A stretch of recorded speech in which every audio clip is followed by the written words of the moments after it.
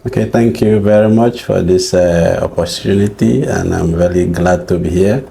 My name is Agi Augustine, Aja, and I'm a senior lecturer at the Faculty of Chemical and Process Engineering Technology, Universiti Malaysia, Sultan Abdullah. I'm also a research fellow at the Center for Research in Advanced Fluid Flow and Process, also known as Fluid Center, also here in UMPA. I received my PhD degree in Petroleum Engineering from Universiti Teknologi Malaysia in 2020, and my area of expertise is in enhanced oil recovery, CO2 sequestration, hydrogen production and storage, carbon capture and storage, drilling fluid, reservoir characterization, oil well cement, ultrasonication and filtration, polymer and nanoparticle synthesis. I'm also principal investigator and also a co-investigator for more than 8 funded projects in energy. I'm also authored over 100 peer-reviewed publications in high-impact publications. I'm also author of 2 book chapters and also about more than 30 conference proceedings. I'm also the editor of a scientific report, Springer Nature, and also the section editor for Journal of Chemical Engineering and Industrial Biotechnology. I'm also an active reviewer for more than 20 high-impact journals, and also belong to the top 2% researchers in the world, according to Elsevier and Stanford University. I'm also a chartered engineer by the Engineering Council UK. I'm also the member of Institute of Engineering and Technology UK. I'm also a professional technologist by the Malaysian Board of Technologies. I'm also a devoted father to my young son, Livinus. He's 3 years old. I'm also a loving husband to my wife, Mira Jane. So, in a nutshell, I think I basically covered everything about myself. Okay, basically, I've been in Malaysia since 2016. So, to me, I would say I'm 9 years this year in Malaysia. And I came to do my PhD in Universiti Teknologi Malaysia. Then I completed my PhD in 2020. After that, I started my early career as a researcher in UTM for 2 years. And from 2020 to 2022, I was in UTM. Then from 2022 to presently, then I came to UMPSA. Actually, I really enjoyed my time here in the UMPSA. This is a really good university, and it gives opportunity for young lecturers and researchers to grow.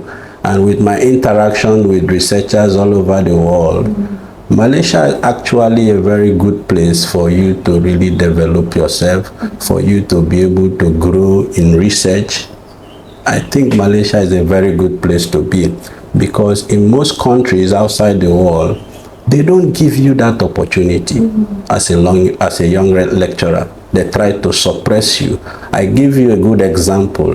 In other countries, you cannot be the principal investigator for a research grant if you are not associate professor or a professor. You cannot lead. But Malaysia don't have that policy. So this is opportunity for most of us who are still young to express ourselves, to grow. And so I try to put that to my student, especially when you come. I don't try to force my research through your throat, because this is something that will live with you for the rest of your life. So it's very important for you to choose which area you want to go to, because to me, research is just like a marriage. I cannot force you to marry somebody. Yes. Okay, so the idea of I don't support, most times I don't do it to look for for researchers to do my work, publish my research for looking for. I don't do that because I don't want to attract the wrong people, because now the mindset is all about money. But the profession that we are is a noble profession. It's not something that money should not be the issue. The issue is what can you contribute to society. So I try as much as possible to give them the opportunity to be able to choose who they want to stay with, who they want to marry, because this research will live with you for the rest of your life. So I think that's my little way of yeah, my current research with Petronas actually is a way of trying to move from the fossil fuel to renewable energy. Because if you see in the past 2 years now, in the COP28 and COP29, the host of these past 2 years have been oil-producing countries, like in the United Arab Emirates and the Azerbaijan in Baku, the last 29. So it's a way how we want to see, the oil industry want to see how they can contribute to this renewable energy, how they can contribute to reduce global warming, how they can contribute to reduce CO2 emission. So the oil industry want to contribute. So this research with Petronas, it's all about how can we produce renewable energy like hydrogen using established facilities in the oil industry. Petronas already have these established facilities. How can they harness it? One of the examples is through the abandoned oil wells. Oil wells go through life cycles, just like human beings. Okay, they go through about 5 stages. Okay, and the first stages is the exploration. After the exploration, then you go to the production. After production, you go to maintenance. After maintenance, a time will come whereby there's nothing you can do. You have to pack up. It will die down naturally. So when you reach this phase, it becomes a problem. This is a structure that you have established, but you need to abandon it. And when you abandon it, sometimes there's an environmental effect. The government begin to chase you. You need to decommission. And in decommissioning, you spend a lot of money. For instance, in 2019, Petronas spent over about $12.9 million US to give contract on decommissioning these oil wells that are no more functional. They have a lot of them. Okay, so what this research, my research is all about is that we want to look for a way whereby we can convert these oil wells into hydrogen kitchens. What do I mean by that? In the biological production of hydrogen or in the dark fermentation method, you need 2 things, the carbon source and bacteria. Okay, and these oil wells are rich source of carbon, because when you produce from the oil well, normally you can only recover about 50%. All the enhanced oil recovery method we have tried to do, which I did during my PhD, how to recover the remaining oil, we can only recover about 60 to 70%. What happens to the 30%? So there's still a lot. So these are rich source of carbon. So what I propose to Petronas is I want to convert these oil wells that have been abandoned. So instead of paying huge amount of money to decommission them, why not you give a fraction to me so that we can inject bacteria inside these oil wells so that this bacteria will ferment this remaining oil, so that instead of producing oil, we are producing hydrogen from the same rig, from the same well. So it's cost effective compared to abandoning them. So that was my proposal to them. And don't forget, oil wells contains bacteria. So what we are trying to do now, these bacteria, maybe they are not sufficient enough. Maybe some of them are not hydrogen producing bacteria. So now we want to see how we can get local producing bacteria from Malaysia here and inject into these oil wells and then allow them to do what? To ferment this hydrocarbon to produce hydrogen. Hydrogen basically is a renewable form of energy. It can be used in the fuel cell in your cars. It can also be used as a source of energy instead of using the fossil fuel. So it's a good energy carrier. It's very good energy carrier. So we can use it in our cars. There is a research in the University of Calgary. They use the oxygen to try to produce hydrogen from oil wells. But in our situation, we want to use bacteria. There is also another research whereby there are indigenous bacteria in the oil well. Those are the bacteria they use. But that research concluded that not all bacteria that are in the oil wells are hydrogen producing bacteria. Remember, these oil wells can go up to 70 to 120 degrees. So my research is that we are looking for thermophilic bacteria. That means bacteria that can survive in these high temperature oil wells. And where can we get that? Those bacteria, mostly we will get them from POME, the palm oil meal effluent.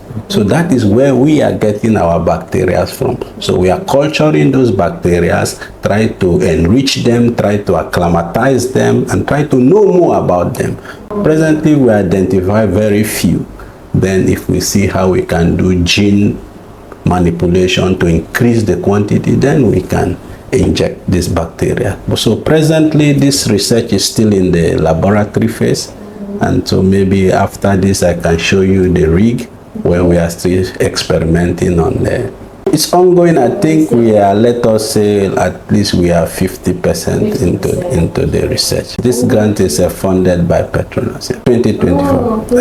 I think this is the 407,000. Okay. It's a small amount. Yes, actually the research I proposed for 3 years, but you know the oil industry, they are always in a hurry. So they asked me to reduce to 18 months. 18 months? Yeah, so the research is for 18 months, but hopefully we pray that we can go to the next stage, which will be the field trial. Currently, I think this is the 6 months. 6 months. So you just started the research. My greatest motivator, primarily, the first one, I think, is my father, my late father. Because my father, when I started my degree in Nigeria, he came to me and told me that actually learning does not stop, you know. You need to continue to learn. That do I know that this course I want to do, I can read up to PhD level. He sowed this seed in me very early on. And one incident, again, I give you a good example, a story. My father came to me one day and told me that he knew that I grew up in a house whereby everybody did arts. My mother read arts, my father arts, my elder brother arts. He told me that yes, all the books I might be seeing are art, but I should look at it. It's not right that now the world is tilting towards science. So it's good if at least one member of the family should do sciences and not everybody doing arts. It will be, I should just look at it. That is, but it's not saying anything. He just sowed the seed very early on. That should be then I should be 10, 9. He left. My elder brother came 3 years later to discourage me. Because you know, in my country, you will do all the subject first. Then the ones you are good at, then you would choose whether you want to go to the art stream or science. But my brother stopped going for science class. He already decided, even without allowing the... Then as if that was not enough, he came to discourage me.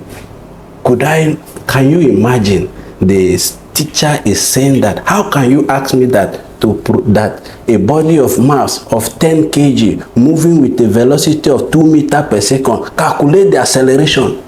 How can they ask him to do that? He left the physics class and came to tell me the story to discourage me. And when I went to physics class, I discovered that what made my brother to run away from science was to times 10 by 2. What can be more easy than that? So I think, first, my father is my greatest motivator. Then secondly is my PhD supervisor, who really broadened my views about research, opened my eyes about what research is. Because most times, PhD is a doctor of philosophy. And in those days, the whole of science is under one umbrella we call philosophy. So when you have this degree, you should have knowledge of everything.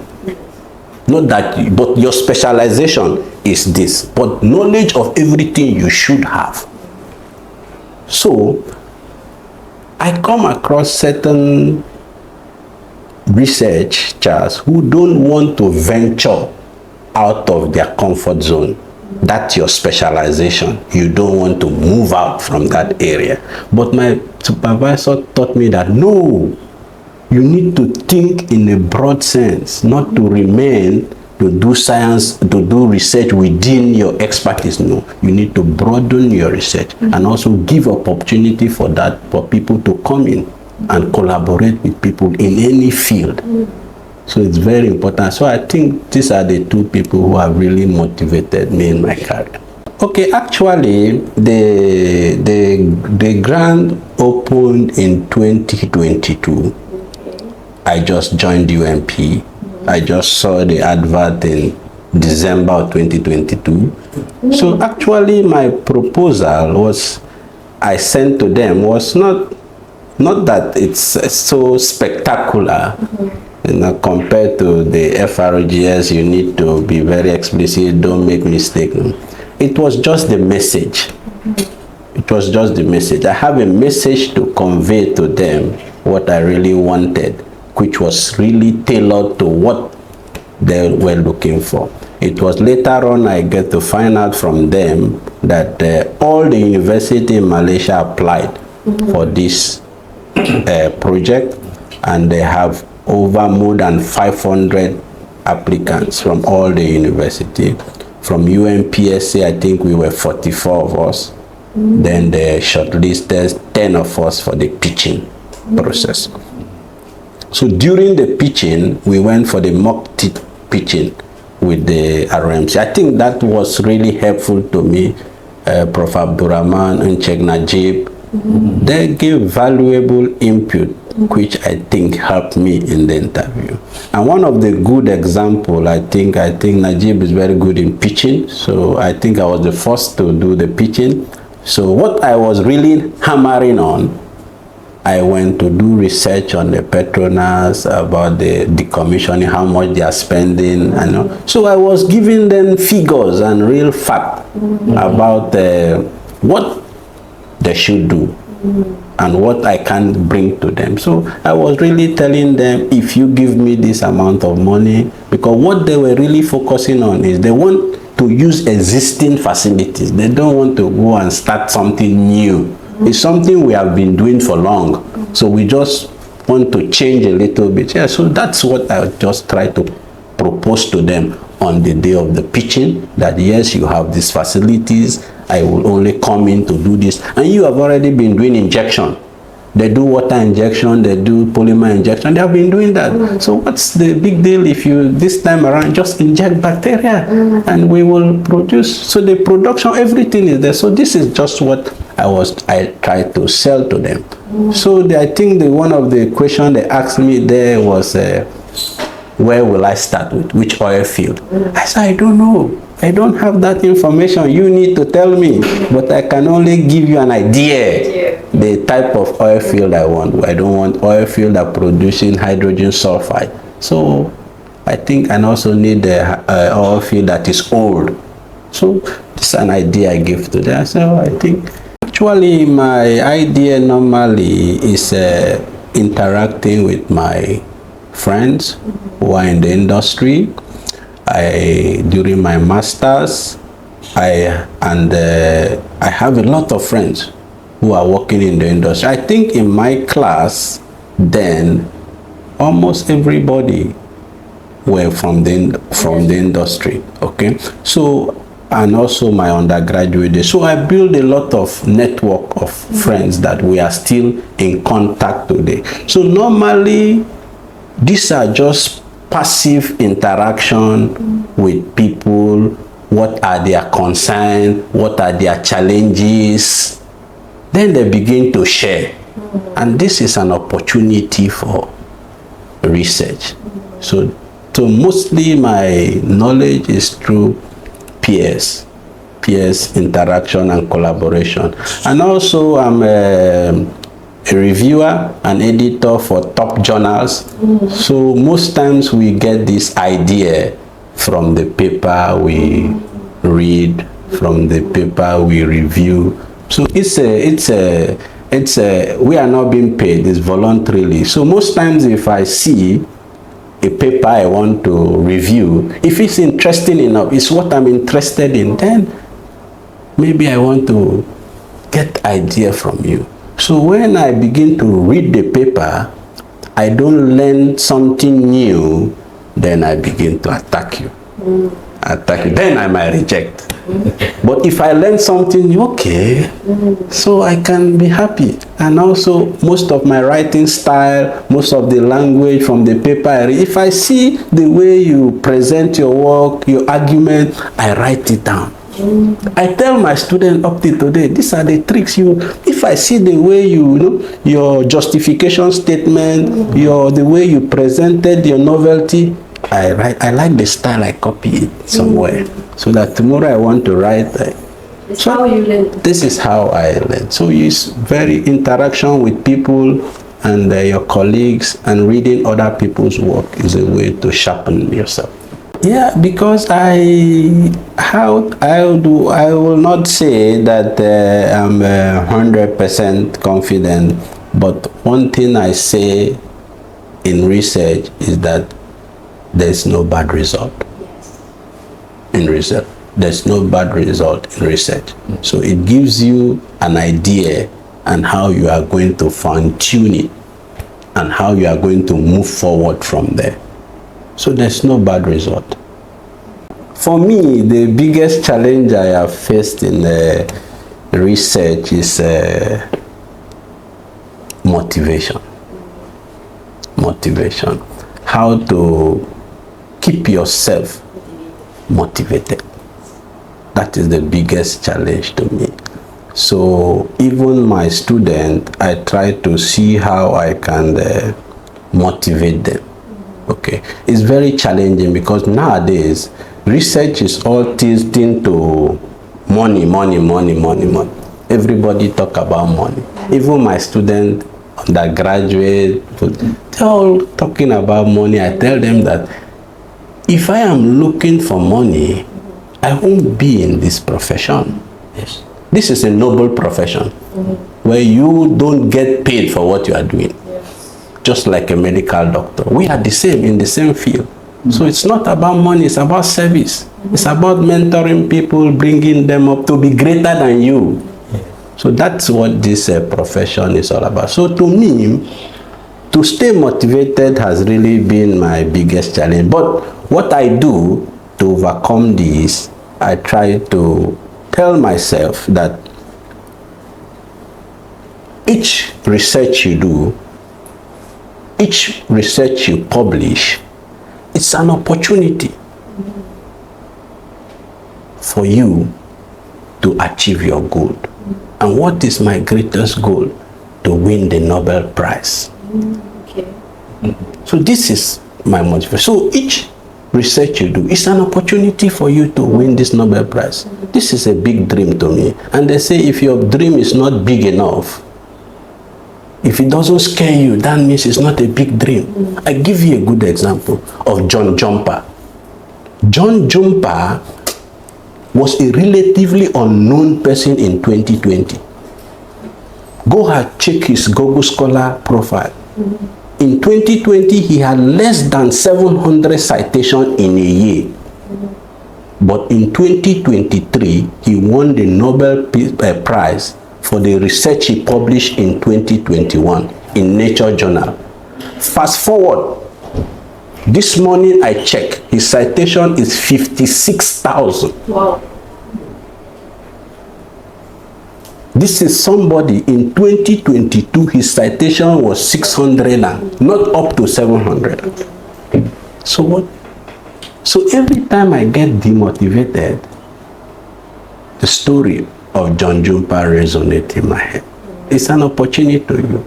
Just like the way you contacted me. Actually, before then, I was really downcast, you know. So your message to me was really uplifting to me.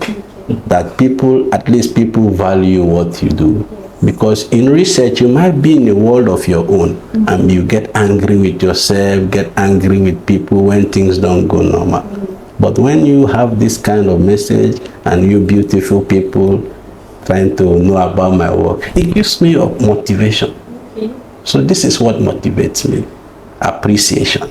So to me, UMPSA is quite unique and different compared to other universities. Why do I say this? Why I say this is because as young researchers, UMPSA gives you that opportunity to grow. And one very good thing they are doing, maybe knowingly or unknowingly, it's that first grant they give to you out of nothing. When I came in July 2022, they gave a seed grant, small amount, but very mighty. I got that grant in December of that year. So that is a catalyst to propel you. Most universities don't do that. You just get into the ocean and begin to swim on.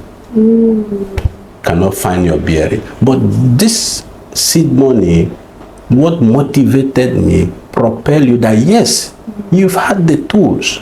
Can you try to build your team? Can you try to form your research group with this little amount of money? And that was what I did. So I think UMPSA have been very helpful to me in advancing my career and by giving me the opportunity, as I said, to lead this project, which is very important. The advice I will give to young researchers, my students who are out there, is very simple. When I started research, I was really down because normally we start research, we come into research, we don't know what research is all about. It's only when we start research that we see that it's a different ball game. It's not about reading to write exam to pass. No, this is a different field you are venturing into. So when you go to Facebook, LinkedIn, I told you I don't do all these things because we are in a different world. We are not in the outside world. So as a researcher, when you go to Facebook, I see my friends getting married, I see my friends enjoying life. I saw research as wasting my life for 3 years. I was in a cab and the cab driver asked me, what is it like to do research? You know the answer I gave to him? Wasting your life for 3 years. That was how I felt, that I was wasting my life doing research because people are enjoying life outside. I am just cut off here with this stuff. So I become so bitter. I get so angry when people, any little thing, you just get angry, flare up because of what? The research you are doing. And one day, I walked into my supervisor office. Nice man, and we're having chat, not about research, about the father and son. Most times it's politics. We talk about the Malaysian politics, the food here. So we were just having this normal conversation, and he saw that I was not happy. I was very bitter. And he called me there. Agi, research is all about patience. You might be in the lab and you are not getting the result that you want. Be patient. You might have sent your paper to a journal and they are rejecting it. Be patient. You might go to the lab, you want to use this equipment, another student is using the equipment. Be patient. You might not be funded, you might be funded, the money is not coming as at when you this. Be patient. That was when I redefined what research was all about. That was the day my eye opened to what research is all about. And I stand here today to tell you that, and to advise young people who want to do research, that research is what? Patience and perseverance. You need to be patient, you need to be persevere. I attended a workshop one day, and the